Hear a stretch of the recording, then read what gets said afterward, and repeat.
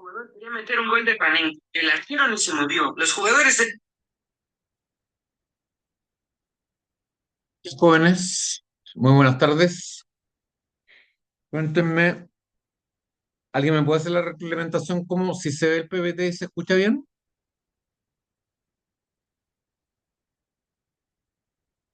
Sí, profe, se escucha bien y se ve bien. ¿Se ven Julios? Sí, profe. ¿Alguna consulta? Antes de empezar la clase, ¿tienen alguna consulta? ¿Alguna duda?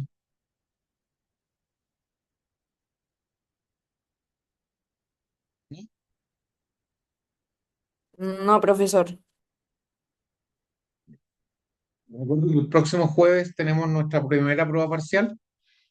Va a haber un anuncio mañana o mañana creo que voy a ponerlo en anuncio para que vean en Canvas. Eh, Les recuerdo que el examen, la evaluación tiene que ser con cámara encendida, ¿no? Así que escrita, pero con cámara encendida. Así que le aviso con tiempo para que adopten las medidas necesarias para que estén en algún lugar o con un computador, pero con cámara encendida durante toda la evaluación. ¿M?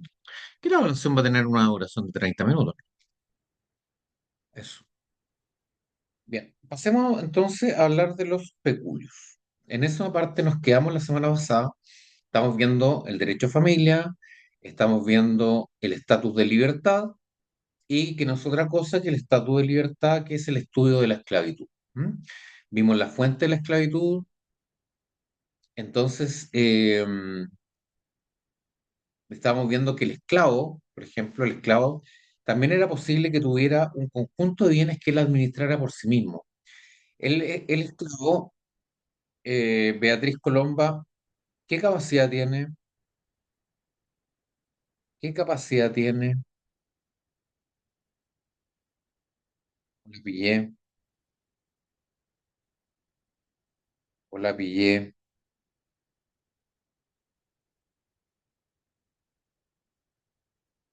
Y Mara, ¿qué capacidad tiene el esclavo? ¿Tiene alguna capacidad o no? ¿O no tiene? Dice usted.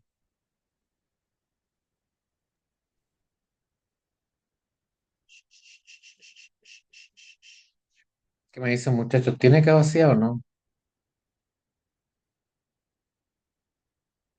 Tiene capacidad de ejercicio. O sea, la capacidad de ejercer derechos por sí mismo y sin autorización de otra, pero no tiene la capacidad de goce, es decir, no puede adquirir derechos por sí mismo. Esa es la cuestión. Esa es la cuestión. Vamos a ver entonces los peculios. El peculio no es otra cosa que un conjunto de bienes que se le entrega al esclavo o también vamos a ver que se le entrega también al hijo de familia para que lo administre. ¿Ah? Para que lo administre. Nace el peculio en favor del esclavo.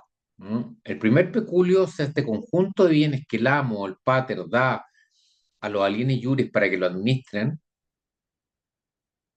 ese se dio en primer término a los esclavos y se llamó peculio profecticio, ¿no? Peculio profecticio como lo que vamos a ver ahora.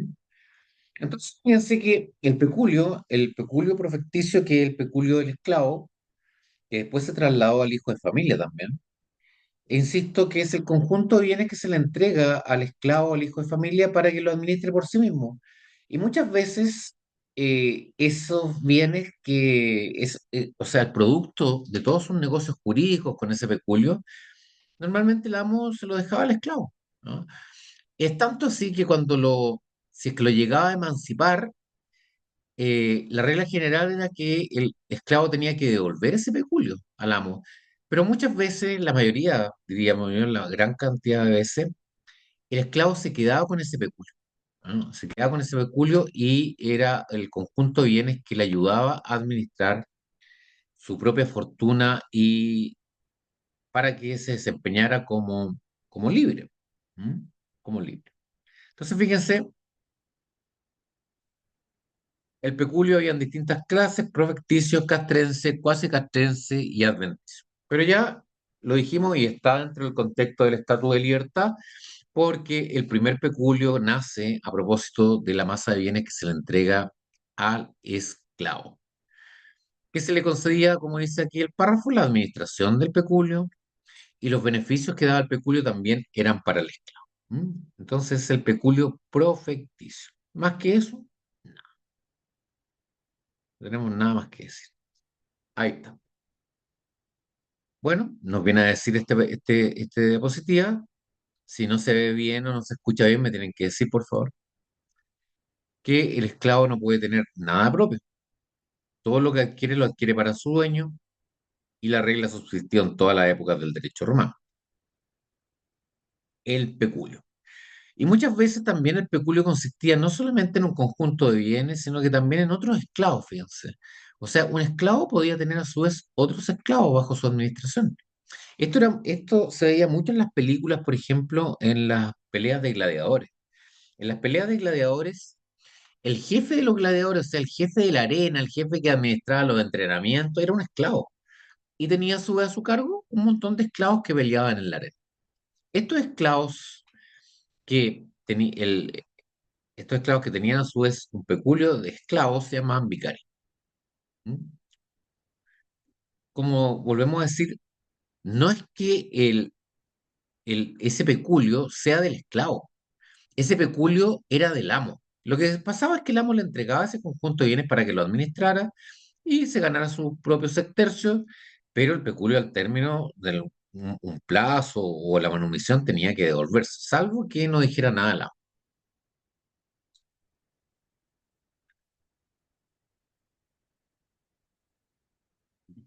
El esclavo manumitido, y esta es una especie de manumisión por testamento, únicamente se queda con el peculio si el amo se lo había legado. ¿M? Si se lo había entregado derechamente. De las formas de manumisión, una de las formas de dar la libertad al esclavo es por testamento. ¿M?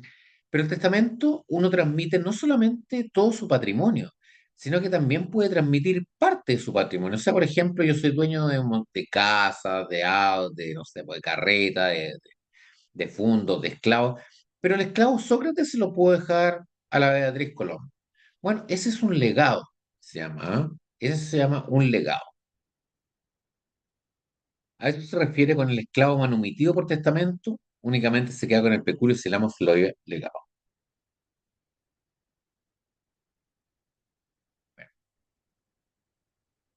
Ese es el peculio profecticio del esclavo. Posteriormente, la institución del peculio, este conjunto de bienes que se le entrega a una línea iuris, que en un principio era el esclavo, se empezó a cambiar y empezó también a dárselo al hijo de familia, ¿ah? Al hijo de familia. Y tenía el mismo alcance que el Estado, en realidad un conjunto de bienes que se le entregaba al hijo de familia para su administración. Como ya sabemos, los hijos bajo potestad, los hijos de alieni iuris, los que tenían una dependencia, no pueden tener nada propio, porque todas las adquisiciones son para el padre. Pero el padre le podía entregar este peculio para que lo administrara y tuviera su propio patrimonio el hijo de familia. Y él podía hacer todo, administrar y disfrutar de los frutos que le daba ese patrimonio que se llama peculio profecticio. Es decir, el mismo nombre que tenía el peculio profecticio de los esclavos. ¿Mm? Y dice, el hijo tenía sobre este peculio poderes de libre administración, no se podía vender, comprar, o sea, tenía no solamente capacidad de ejercicio, sino que también respecto al peculio capacidad de goce. Porque si con el peculio compraba alguna cosa, eso era de él. ¿Mm? Decía, podía consentir enajenación a título oneroso, o sea, podía celebrar compraventa. ¿No? Podía transferir una cosa por un cierto precio. A eso se refiere con enajenaciones a títulos onerosos, pero no donaciones. No, más o menos sigue la misma línea del peculio profecticio del esclavo. ¿Mm? Entonces tenemos peculio, en primer término, peculio conjunto de bienes entregado a una línea iuris, en el principio al esclavo. Posteriormente, ese peculio se entrega también, se le otorga a los hijos de familia, a los alieni iuris. Este peculio entregado al esclavo y entregado a los hijos de familia se llamaba peculio profecticio.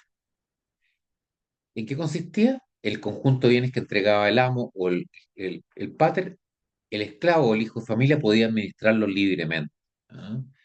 Pero al término de la administración del peculio, ese peculio tenía que devolverse al amo, salvo que se dispusiera lo contrario. Entonces, peculio, porque el primer peculio es el peculio profecticio al esclavo, el segundo es el peculio profecticio al hijo de familia, el tercer peculio que nace en la vida del derecho en Roma es el peculio castrense, es decir, el conjunto de bienes que el hijo de familia adquiría producto de sus salarios, de los salarios que recibía como miembro del ejército, o los botines de guerra que los generales le entregaban al término de una batalla. ¿Mm? Este es un verdadero patrimonio que se llamó peculio castrense, conjunto de bienes que eran propios del hijo de familia y que lograba adquirir a través de los dineros, los salarios que recibía de su servicio en el ejército, o bien producto de los botines de guerra que les daban los generales al término de una determinada batalla. Ahí está, por ejemplo, lo que he dicho. Dice, las liberalidades que le son hechas por terceros. Eso se refiere a donaciones. ¿No? Las liberalidades son donaciones que le son hechas por terceros por motivo de su calidad de soldado. Porque piensa usted que mucha gente que liberaba pueblos romanos, la gente de agradecimiento le daba cosas. Bueno, esas cosas se llaman liberalidades, que es un sinónimo. ¿No? Liberalidades jurídicamente. Bueno, esas donaciones también formaban parte de un peculio castrense, es decir, no tenía que rendirle cuenta a su pater, ¿no? No le tenía que rendir cuenta, sino que por ley, todo ese botín, o esos bienes, o esas donaciones, o esos salarios, formaban su propio peculio y no eran, era una excepción a la regla general, es decir, no eran del pater, sino que eran del hijo. Y se puede enajenarlos, puede venderlos por medio de un precio, o puede incluso regalar lo que se llama enajenaciones a título gratuito.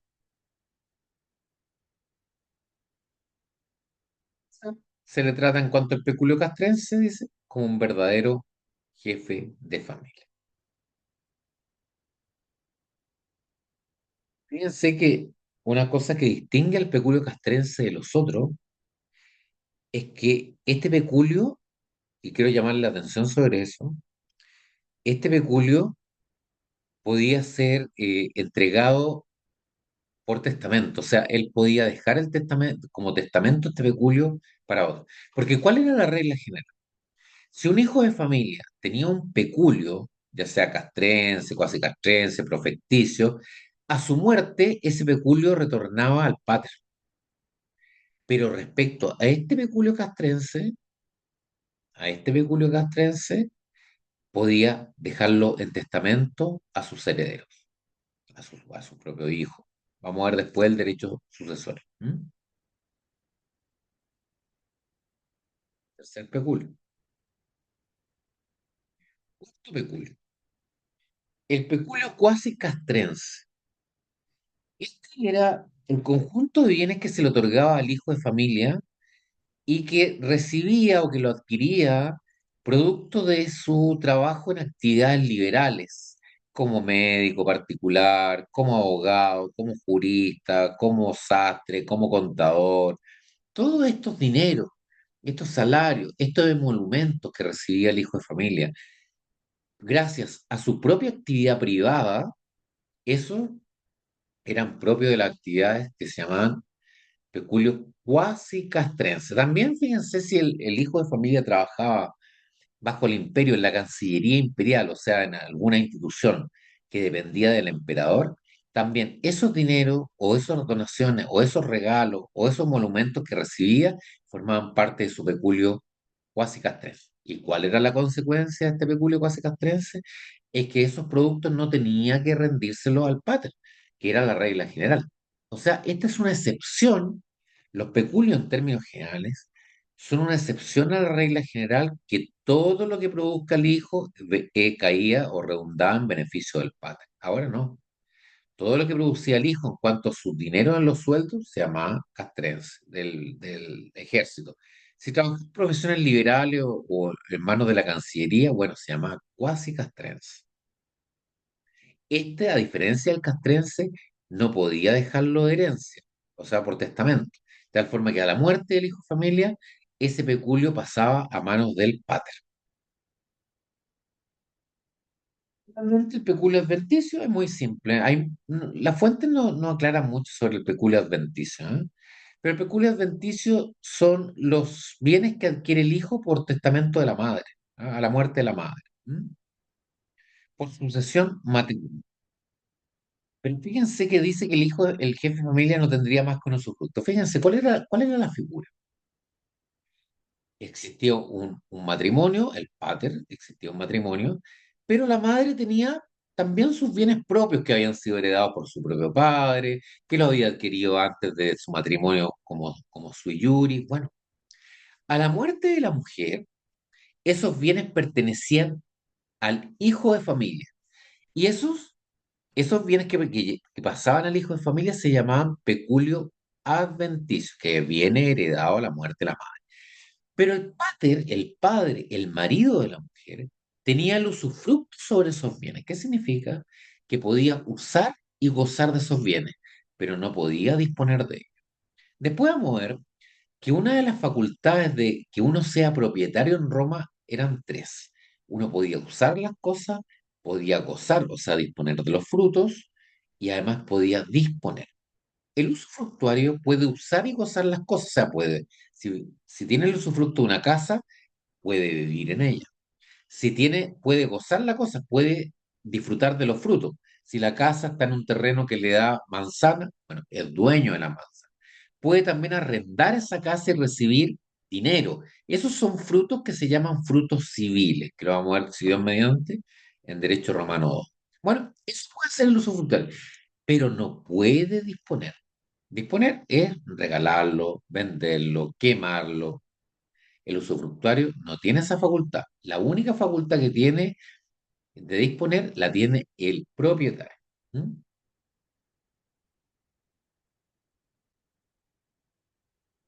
Eso. Todo lo que podríamos decir de los bienes adventicios. Tampoco puede disponer de ellos por testamento. El padre tiene su usufructo, dice, es decir, la administración, el disfrute. No tiene que rendir cuenta de ninguna clase.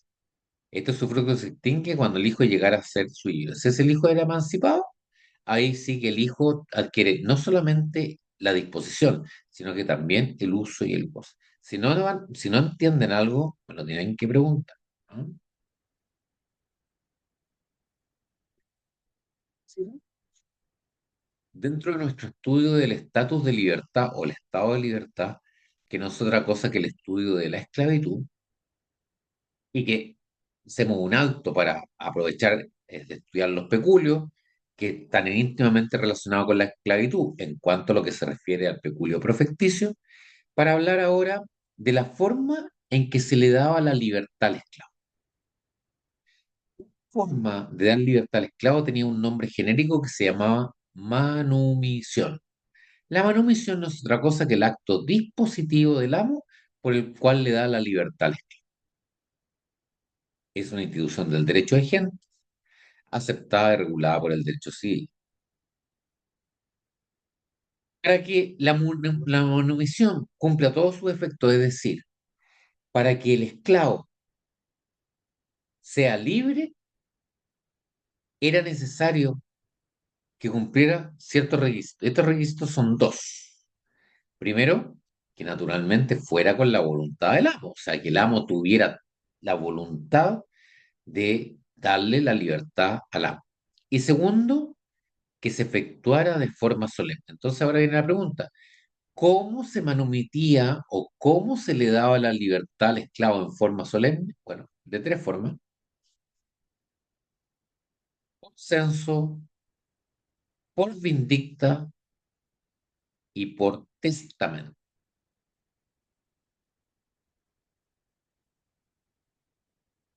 El esclavo que era liberado por alguna de estas tres formas pasaba a ser ciudadano. Esa, digamos que es la regla general. Hubo algunas modificaciones en Augusto que los transformó en latino. Ujú. Forma de ser liberado un esclavo, pero ya no por voluntad del amo, sino que era por acto de autoridad.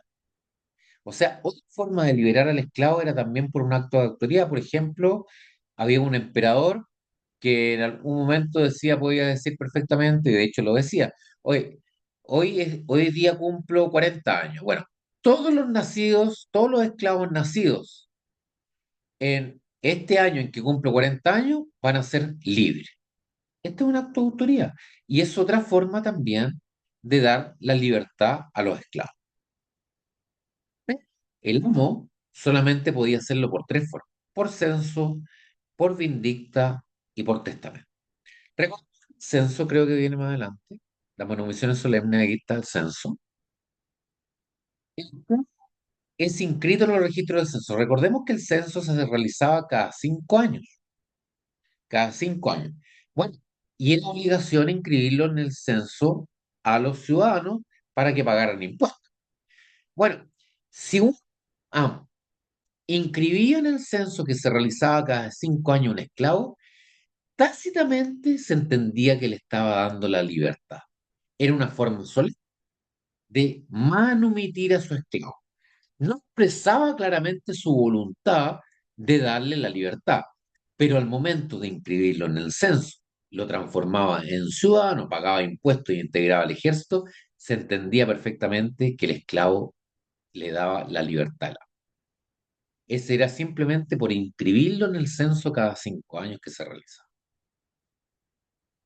Les recuerdo que el censo no solo era un modo de controlar la población, sino que era una forma de que se inscribieran los nuevos ciudadanos a, al mismo censo y pudieran empezar a pagar impuestos y pudieran ser considerados para integrar el ejército. También cabe recordar que los magistrados que estaban a cargo del censo se llamaban censores.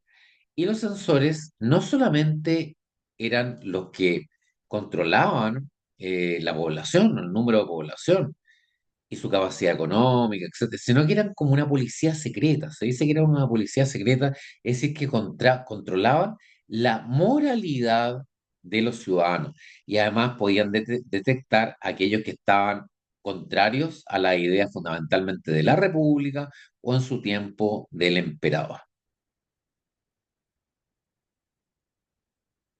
Segunda forma, era vindicta. La vindicta, en términos muy simples, era una forma de liberar al esclavo delante del pretor. Delante del pretor, esta es una forma de la época arcaica, delante del pretor concurría el amo con el esclavo y un tercero que se llamaba acertor libertad, una figura romana, acertor libertad. Entonces, fíjense, se hacía un rito en que se fingía una lucha entre el amo y el esclavo. En esta lucha fingida ganaba el esclavo, y el acertor libertatis certificaba delante del pretor que ganaba el esclavo y que por eso era merecedor de su libertad. Vindicta. Es la ficción, como dice ahí, de un proceso de reclamación de libertad. Vindicta. Y finalmente, la otra forma de manumisión solemne era por testamento, ¿no? Es decir, cuando sin decir que iba a manumitir, lo dejaba como heredero de algo en su testamento, bueno, se entendía que lo estaba dando la libertad.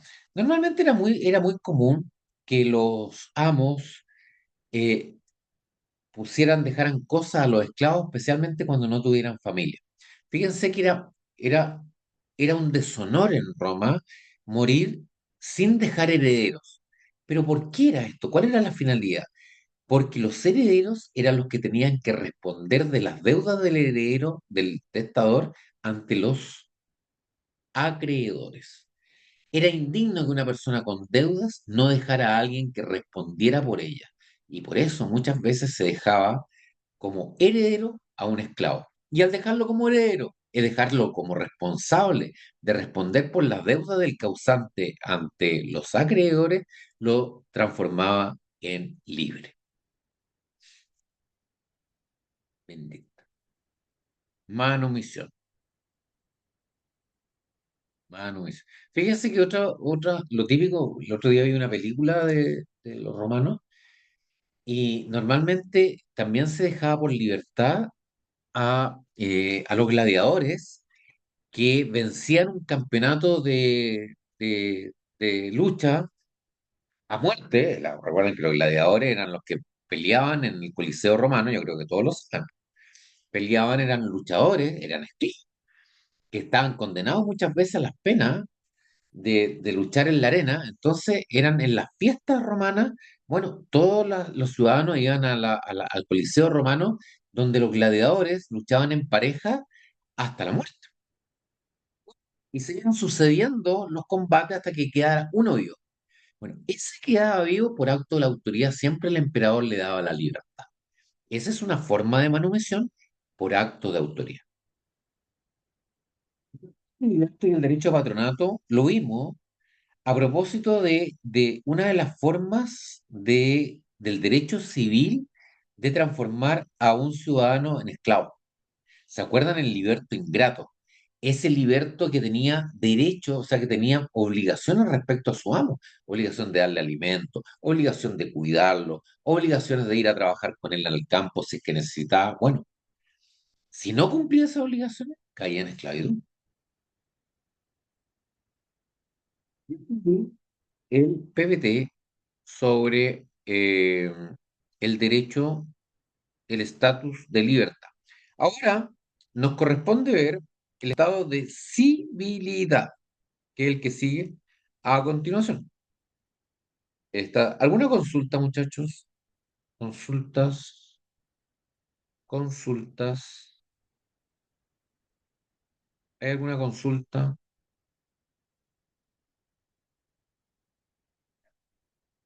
Veamos el estatus de libertad, es el estatus de ciudadanía. ¿Cuál es el contexto de estudio del estado de ciudadanía? Voy a pasar la lista. Recuerden que por favor tienen que estar presentes en la lista, pues si no están presentes, no puedo ponerlo. Díganme por favor si se ve el PPT de ciudadanía, si fueran tan amables. ¿Se ve?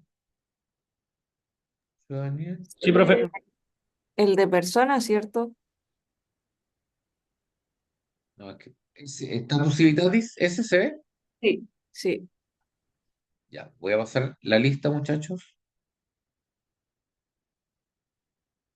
Antonia Álvarez. Antonia está ausente las dos clases, después del toma elimina. Don Martín Cabrales, que estuvo ausente la clase pasada. Martín, Presente de nuevo. Don Carlos Castillo.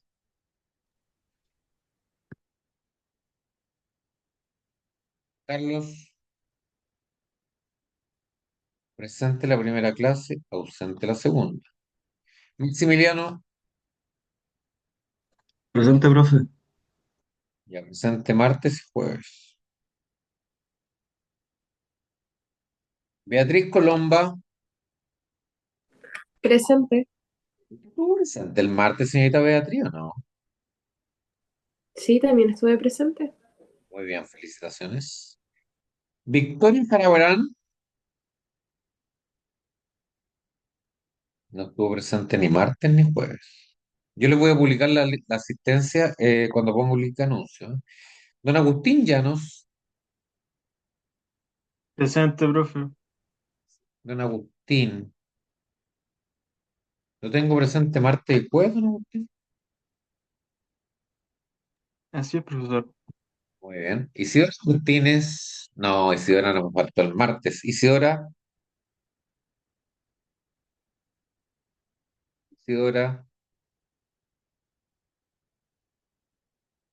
Martín Moraga, Presente, profe. don Martín no vino el martes, no lo tengo presente el martes. Felipe Pérez, Presente, profe. don Felipe estuvo martes y jueves. Sí, profesor. Isidora Soarzo, Presente. Isidora estuvo el martes. Sí, Ya. Y Mara Presente, profe. estuvo el martes, estuvo el martes y Mara. Sí, profe. Ya. Señorita Camila Chaurren, Presente, profesor. muy bien. Usted estuvo presente martes y jueves, señorita Camila. Sí. Alguien que no haya nombrado, son Carlos Castillo que viene llegando ahora. Profe, yo se estaba, lo que pasa es que no sé, el micro del compu no me toma. Se había dicho presente, pero no se me escuchó, me dijeron. Juan Carlos, le recuerdo que tiene que estar con la cámara encendida para la prueba del próximo jueves, ¿estamos claros? Sí, no, pero es que no me tomaba el micro, sí cámara sí tengo, pero no sé por qué no me tomaba. Eso. Entonces, el que no tenga la cámara encendida el próximo jueves, no le voy a considerar el- la prueba parcial. Eso ya está conversado con la facultad. ¿No? Eh, lo único que se les pide es que estén con la cámara encendida. Ahora recuerden que van a tener, lo que van a hacer, van a tener 30, 25 minutos, son 20 preguntas con alternativa. Entonces se los voy a poner en anuncio mañana. Son 20 preguntas con alternativa, son 0,30 puntos cada uno, o sea, tienen 6 puntos con la 20. Pero son 20, tienen 25 minutos. El que sabe, sabe. Tienen más de un minuto, un poquito más de un minuto para cada una pregunta que son solamente de alternativa. Y después van a tener 3 minutos en que yo voy a ir interrogando uno a uno sobre una pregunta concreta para el otro punto de que les va quedando ahí como sobra. Para que me den una idea cualquiera, puedo preguntarle los peculios o hábleme del concepto persona, ¿no? Cualquier cosa. Pero una pregunta. Pero más o menos quiero ver cómo se están desenvolviendo con respecto a la respuesta de las preguntas. ¿Alguna consulta, muchachos? ¿Alguna consulta? Ya. Un poquito más, avancemos un poquito en el estado de civilidad. A ver, señorita Camila Chaurren, ¿cuál es el contexto de estudio del estatus de civilidad?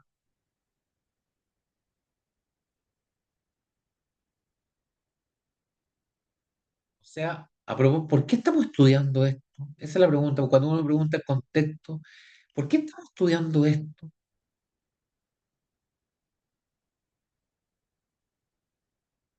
Señorita Imara,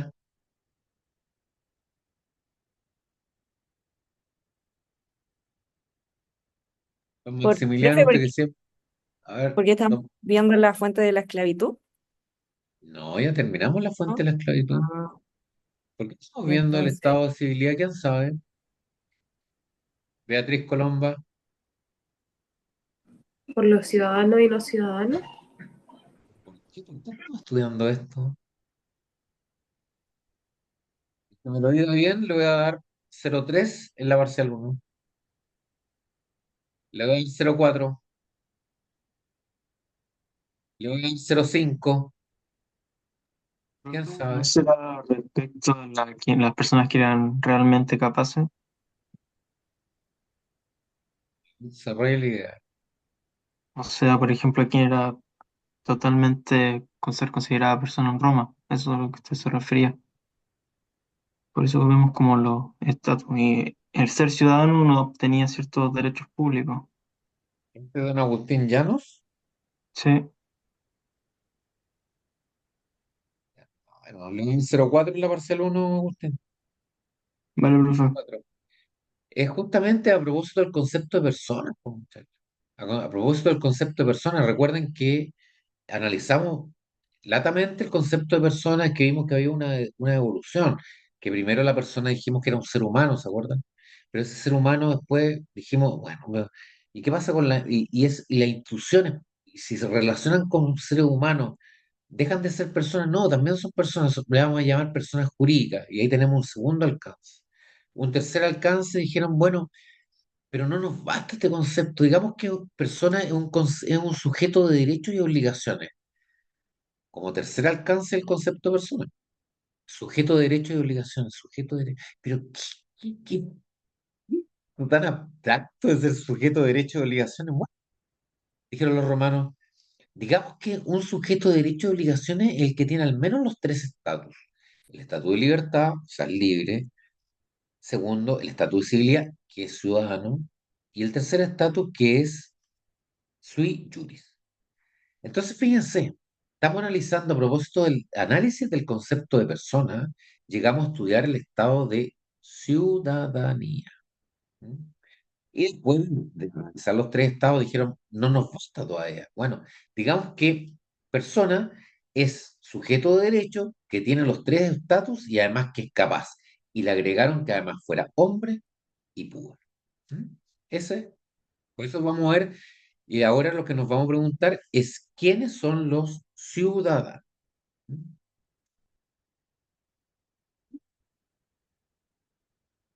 Todo aquel que no fuera esclavo sería libre, pero había diferencia entre los libres, ¿m?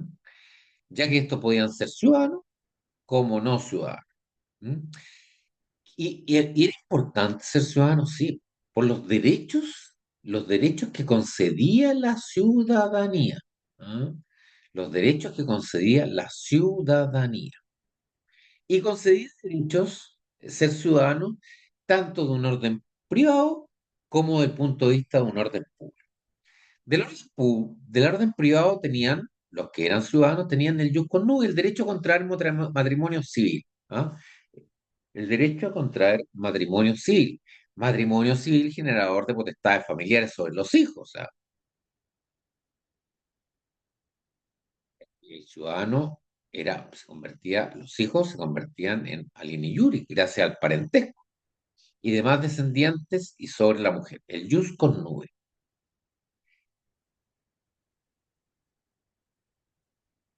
Y el más importante, sin duda, el jus commercium. Facultad de adquirir bienes en dominio equitario.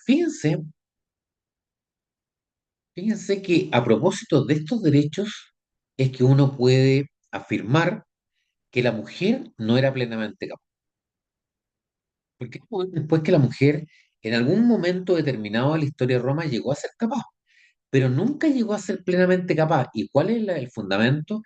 Que si bien tuvo los derechos privados, como vamos a ver ahora, nunca tuvo los derechos públicos.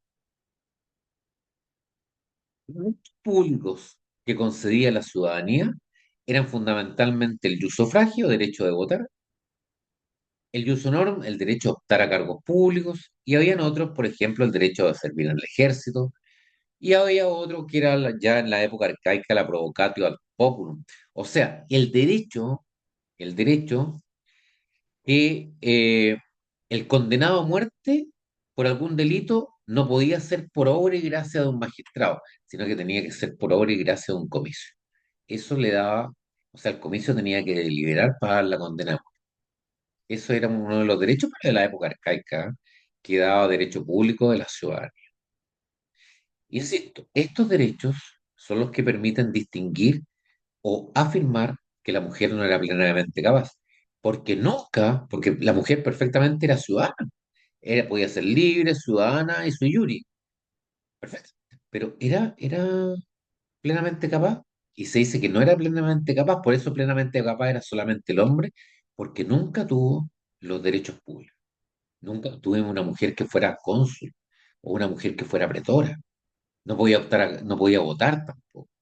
Sí, imagínense que en Chile la mujer llegó a votar recién en la década de 1950.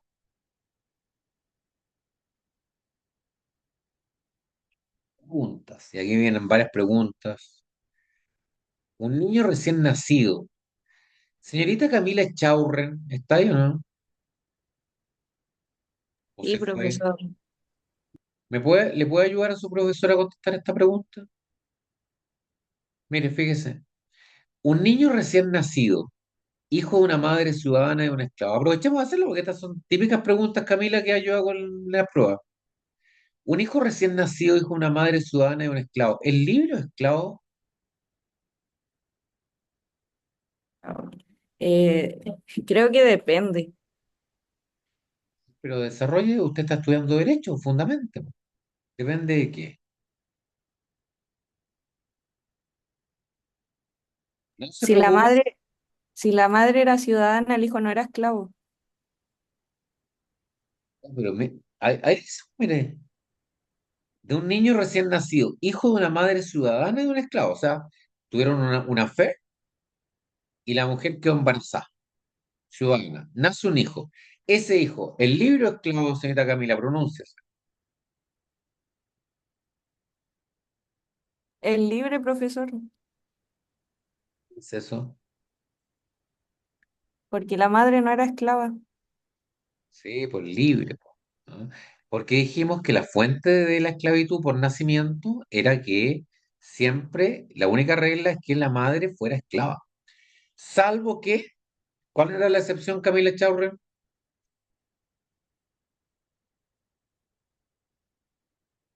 Madre esclava en algún momento entre la concepción y el nacimiento fuera libre. O sea, ¿cuál es la situación, por ejemplo? La situación es que una ciudadana tiene 3 meses de embarazo y, y mata a otro. Bueno, va a ser condenada a la esclavitud, pero el hijo va a salir libre, porque en algún momento, entre la concepción y el nacimiento, los primeros 3 meses de embarazo, fue libre. Entonces el hijo va a ser libre. ¿Es ciudadano o no ciudadano? Beatriz Colomba ¿Mm? Si es ciudadano porque es libre. es libre, pero no me diga que es ciudadano porque es libre, po. No es eso. ¿Por qué ciudadano? Efectivamente ciudadano, ¿por qué? Porque la madre es ciudadana y sigue la condición de la madre. Eso sí, po. Eso sí, po. Ahí sí vos se ve de Beatriz Colomba.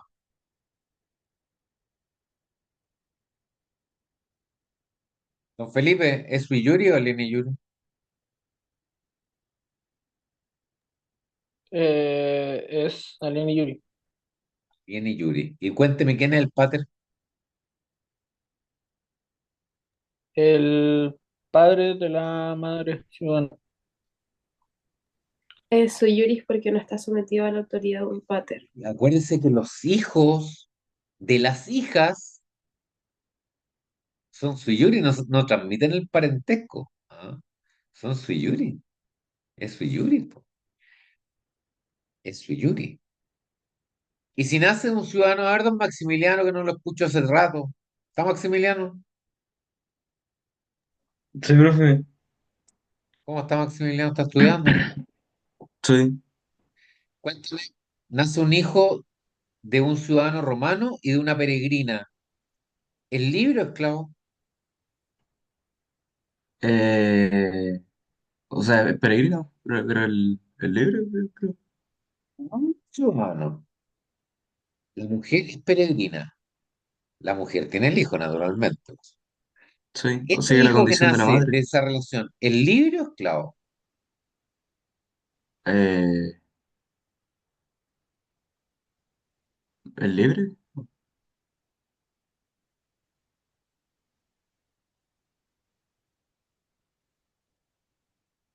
Que no nace de una madre esclava, Maximiliano. Ah, no, pero peregrino no, no es lo mismo. No, la mujer es peregrina. ¿Cómo? ¿Quién es un esclavo por nacimiento, Maximiliano? Los que siguen la condición de la madre. Y en ese esclavo en Roma, por nacimiento. ¿Quién nace esclavo en Roma? Los hijos de una madre esclava. Y la madre aquí es esclavo, ¿no? Eh, sí. No, pues peregrina, pues Maximiliano. Ah, no sé, me confundí. O sea, si es Maximiliano, peregrino, ¿no? Pues que sigue la condición de la madre. sí, pues tú, Maximiliano. ¿Mm? Tiene que estudiar un poquito más, Maximiliano. Está estudiando, ¿no? Sí, sí, profe. Ya, ya. Dice, la tercera pregunta. A ver, Isidora Sobarzo se me arrancó, sigue todavía aquí.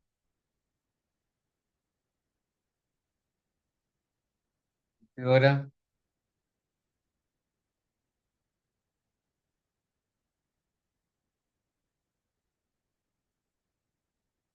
Castillo,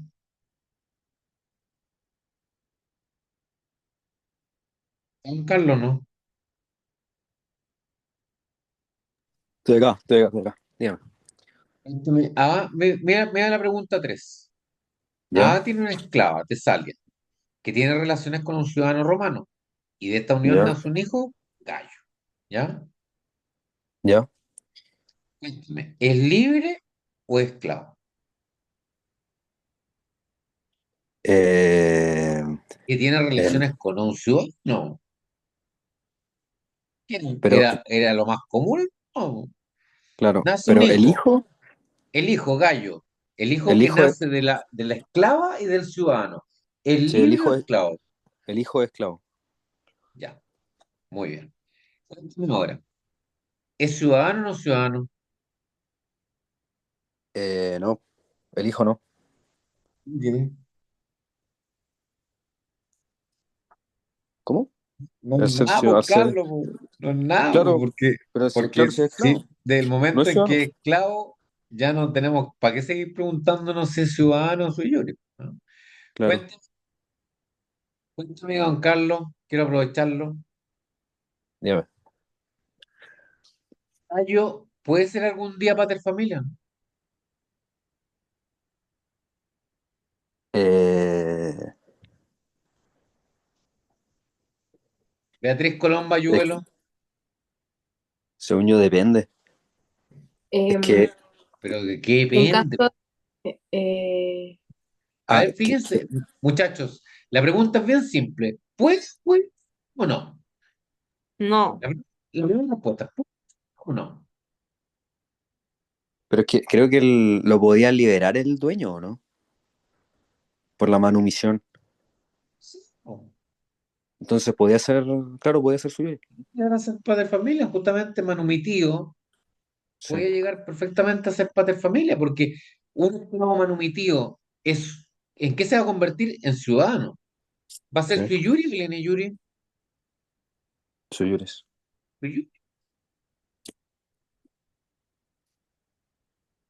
Si fíjense ustedes, muchachos, que un hijo recién nacido de dos ciudadanos es pater familia. En potencia, digamos, no tiene todavía descendencia, pero es pater familia, puede llegar a tener en cualquier momento.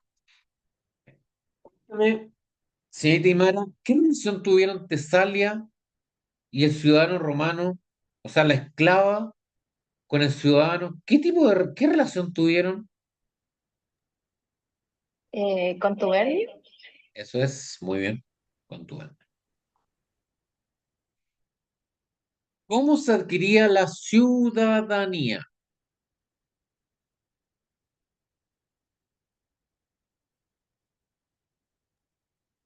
Bueno, por nacimiento, por liberación de la esclavitud o por concesión de la autoridad.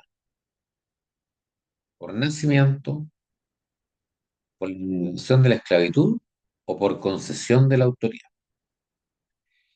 Bueno, fíjense que por nacimiento no hay que complicarse.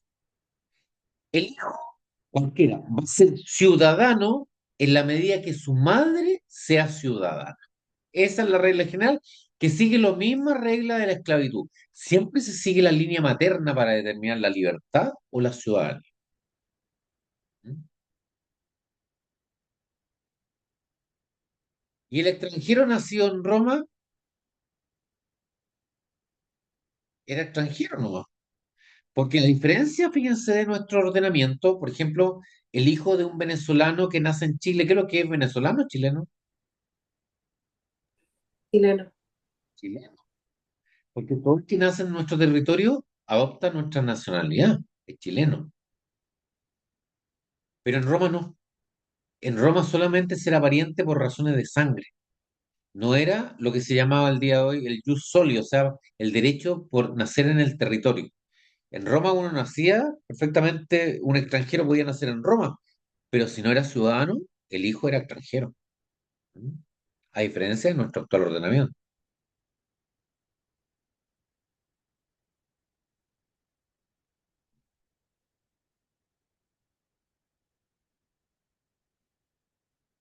Las manumisiones, otra forma. Las manumisiones solemnes. Las manumisiones solemnes transformaban al esclavo liberto en ciudadano. Fíjense que dice ahí bajo gusto, lo que pasa es que bajo gusto, ya estamos hablando del 27 antes de Cristo, fueron tal la cantidad de manumisiones y manumisiones de gente que se transformó en ciudadano, pero que no era de muy buena calidad humana, digamos, ¿no? Eran muchos delincuentes. Entonces Augusto, en su periodo de gobierno, dijo, ¿sabes qué más? No, ya me están manumitando a demasiada gente, es decir, tenemos demasiados ciudadanos, pero ciudadanos que no aportan nada a Roma. Así que vamos a cambiar, ya no van a ser más ciudadanos y van a ser latinos, como lo vamos a ver más adelante. La otra es la concesión de la autoridad. Maximiliano, ¿usted conoce a San Pedri?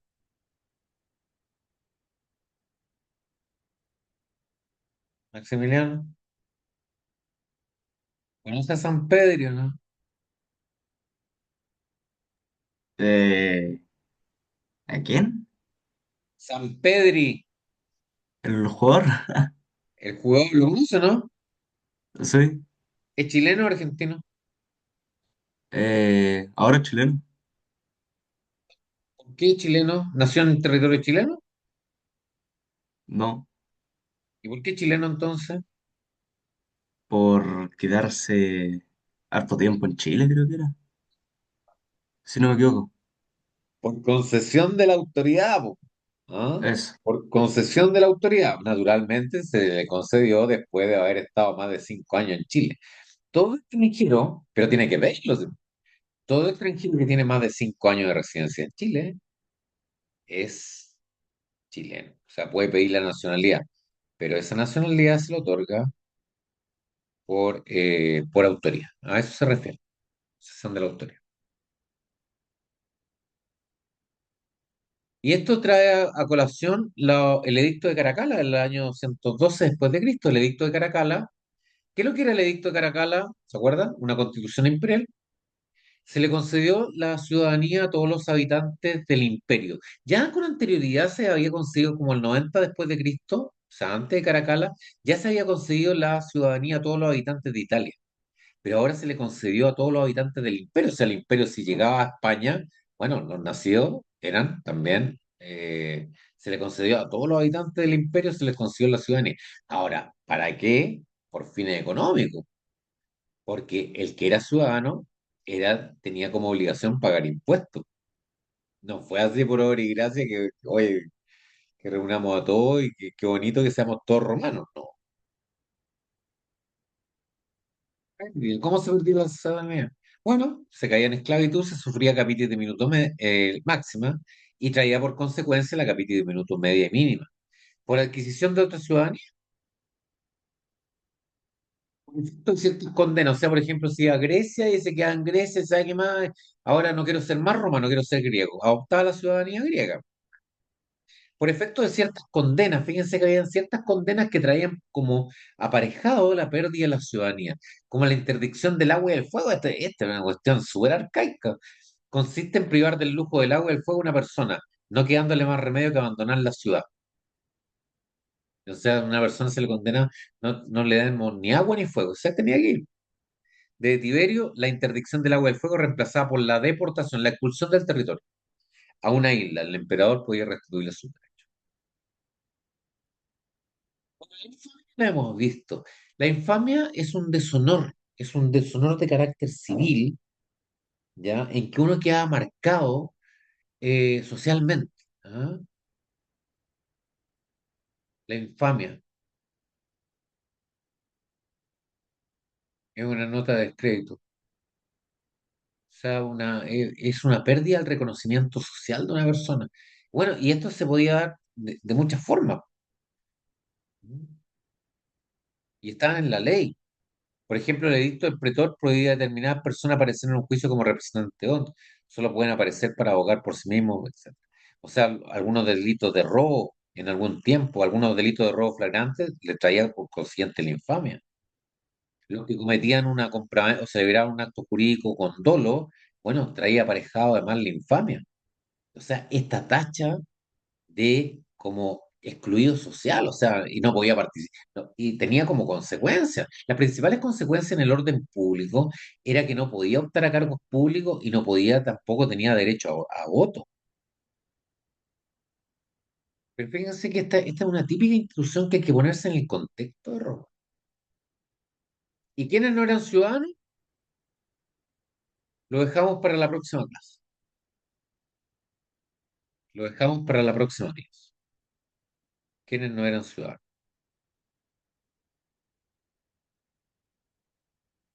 Ya, muchachos, les recuerdo por favor que les recuerdo que voy a